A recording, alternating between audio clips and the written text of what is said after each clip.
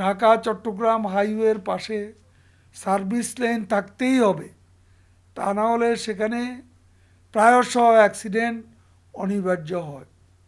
তা আমি এই সার্ভিস লেনটা আগে না থাকলেও প্রকল্প নিয়ে নতুন করে শুরু করতে বলেছি। সেই জন্য সংশ্লিষ্ট ইঞ্জিনিয়ারদের আরও তৎপর হতে হবে। কন্ট্রাক্টররা ঠিকমতো কাজ না করলে কন্ট্রাক্ট বাতিল করতে হবে, প্রয়োজনে কালো তালিকাভুক্ত করতে হবে। যাদের রেকর্ড খারাপ তাদেরকে এ ব্যাপারে বারবার একই কথা বলছি। ইঞ্জিনিয়াররাও যারা ভালো কাজ করবে তারা পুরস্কৃত হবেন, আর যারা কাজে যাদের কোনো অগ্রগতি নেই, কাজ ভালো করছেন না, তাদের অবশ্যই তিরস্কার করতে হবে। এটা আমাদের মন্ত্রণালয়ের নিয়ম। আর বিআরটিসি গাড়িগুলো যথাযথ রক্ষণাবেক্ষণ, মেনটেনেন্স, পরিষ্কার পরিচ্ছন্ন রাখা, তারপর ফ্যান চলছে কিনা, এসি চলছে কিনা, জানালার কাজগুলো ঠিক আছে কিনা, সিটের ছাল বাকল ঠিক আছে কিনা, ফ্যান ঠিকমতো চলছে কিনা, এই বিষয়গুলো ভালোভাবে নজর দিতে হবে। আর যেগুলো মেরামতযোগ্য ক্ষতিগ্রস্তগুলো, সেগুলো মেরামত কাজ দ্রুত শেষ না করলে এগুলো একসময় মেরামতের অযোগ্য হয়ে দাঁড়াবে। যে এই বিষয়টা খেয়াল রাখতে হবে। বিআরটিএ কুমিল্লারও খুব একটা সুনাম নেই, সেখানেও দালাল চক্রের দৌরাত্ম্য চলছে। বিআরটিএকে সেবামুখী করুন এবং জনগণের হয়রানি মুক্ত করুন। বিআরটিএকে অনিয়ম দুর্নীতির আবর্ত থেকে বেরিয়ে আসতে হবে, দালাল মুক্ত করতে হবে। আমাদের সব কিছু নিয়ে রাজনীতি করা উচিত নয়।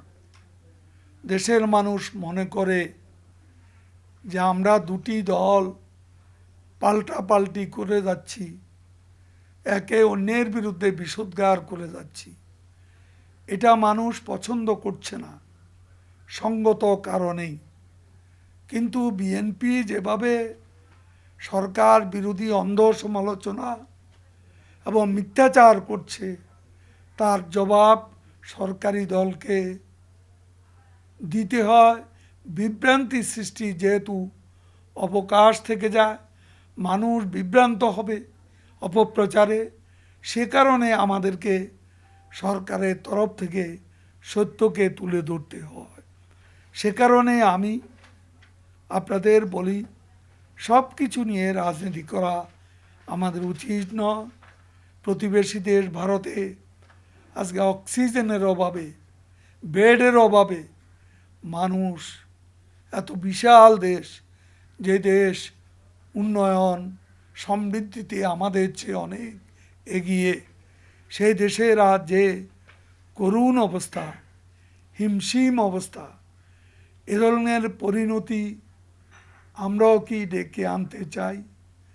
যদি আমরা নিজেরা নিজেদের দায়িত্ব পালন না করে শুধুমাত্র সরকারের অন্ধ সমালোচনায় মেতে থাকি, সরকারের সমালোচনা করা যাবে, গঠনমূলক সমালোচনাকে আমি স্বাগত জানাই, কিন্তু অন্ধ সমালোচনা, অসত্য এবং অপপ্রচার করা, এটা থেকে তো আমাদের এই মুহূর্তে অন্তত বিরত থাকা উচিত।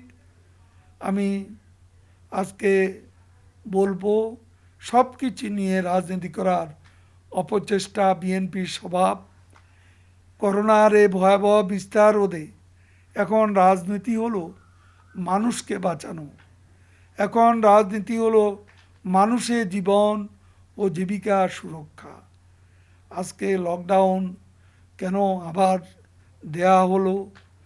লকডাউন যখন কঠিন করা হয় তখন বলা হচ্ছে জীবন জীবিকা ক্ষতিগ্রস্ত হচ্ছে। সরকারকে সব দিকই দেখতে হবে এবং শেখ হাসিনা বিচক্ষণতার সাথে তিনি এ দায়িত্ব পালন করে যাচ্ছেন। জীবন ও জীবিকার দিকেও খেয়াল রাখছেন, কারণ বহু মানুষের জীবিকা এ দোকানপাটের সঙ্গে জড়িত, কেনাকাটার বিষয় আছে।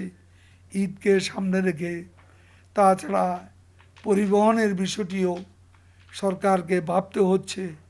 কিন্তু তারা যদি নিজেরা এই লকডাউন খুলে দেওয়ার সুযোগ গ্রহণ না করে স্বাস্থ্যবিধি মেনে না চলে, তাহলে অবশ্যই সরকারকে আবারও কঠিন সিদ্ধান্তে যেতে হবে।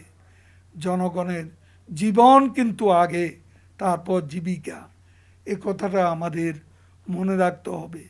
মানুষকে যেখানে আমরা বাঁচাতে পারবো না, সেখানে জীবিকা দেব কাকে?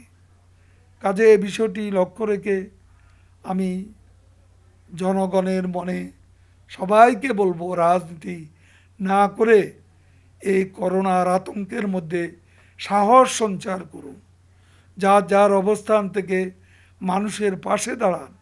আমরা দাঁড়িয়েছি, আমরা সুরক্ষা সামগ্রী, ত্রাণ সামগ্রী বিতরণ করছি, সরকারিভাবেও করছি, বেসরকারিভাবেও করছি, আমাদের দল করছে। প্রধানমন্ত্রী এর মধ্যে প্রচুর নগদ অর্থ সাহায্য দিয়েছেন শ্রমিকদের মাঝে, কৃষকদের মাঝে, এবং ত্রাণ সাহায্য সারা বাংলাদেশে উপজেলা পর্যায়ে পৌঁছে দেওয়া হয়েছে। আমাদের পার্টি কৃষকদের, আজকে যাদের ধান ঘরে তুলবার সময় শ্রমিক নেই, এই শ্রমিকের কাজটি আমাদের কর্মীরা আজকে করছে। আমাদের বিভিন্ন সহযোগী সংগঠন এখনও মাঠে আছে, তারা কৃষকের ধান কেটে ঘরে তুলে দিচ্ছে। বিএনপিও আজ এ ধরনের কাজ করতে পারে, জনগণের পাশে দাঁড়াতে পারে। তারা বলে তাদের টাকা পয়সা নেই, কিন্তু আপনাদের অনেকেরই ওষুধ কোম্পানি আছে। এই ওষুধ কোম্পানিগুলো মাধ্যমে চিকিৎসা দেওয়ার, সেবা দেওয়ার তো একটা সুযোগ আছে, সেটাও তো আপনারা করছেন না। আমাদের কর্মীদের মতো কৃষকদের ধান কেটে ঘরে তোলার যে কাজ, এটা তো টাকা পয়সার দরকার নেই, এই কাজটিও তো করতে পারতেন। কিন্তু আপনারা শুধু মিথ্যাচার আর অপপ্রচারের রাজনীতিকেই আঁকড়ে ধরেছেন। সাম্প্রদায়িক অপশক্তিকে সন্ত্রাস জ্বালাও পোড়াও রাজনীতিতে উস্কানি দিচ্ছেন। জনগণ আশা করে আপনাদের লুপ্ত চেতনা ফিরে আসবে, দাঁড়াবে জনগণের পাশে।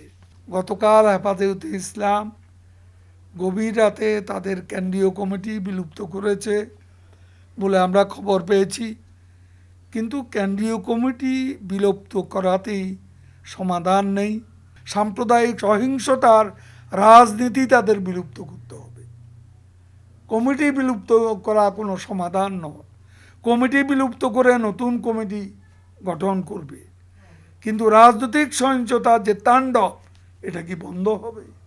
সেটাই আমি জানতে চাই।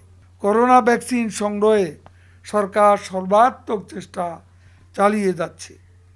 আজকে প্রতিবেশী দেশে ভয়ঙ্কর অবস্থায় নতুন নতুন ভ্যারিয়েন্ট ছোবল মারছে আমাদের প্রতিবেশী দেশ, এমনকি আমাদের পাশের পশ্চিমবঙ্গেও করোনা সংক্রমণ মারাত্মক পর্যায়ে পৌঁছেছে।